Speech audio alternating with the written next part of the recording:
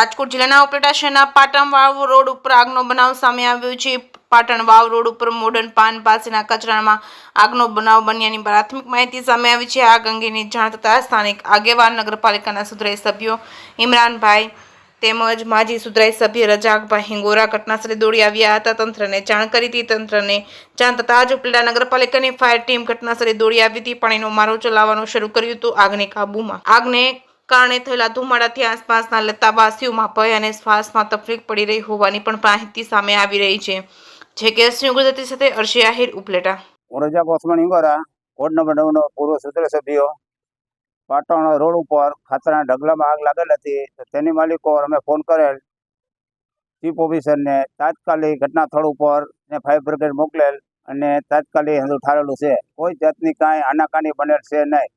અવારનવાર અહીંયા આગ લાગે છે તો એના માટે થઈ અહીંથી ખાતરના ઢગલા ઉપડાવવાની જરૂર છે। પાટલી સોસાયટી માલિકો ધોવાળો જાય છે તો કોઈ રહી નથી શકતા। પોર પણ આગ લાગી હતી તો મરચાવાળી ધોવાળીએ ભોગી હતી તો માણસો રહી નહોતા શકતા। ભાઈ આટલી મદદ કરવા ચીફ ઓફિસર સાહેબની મહેરબાની।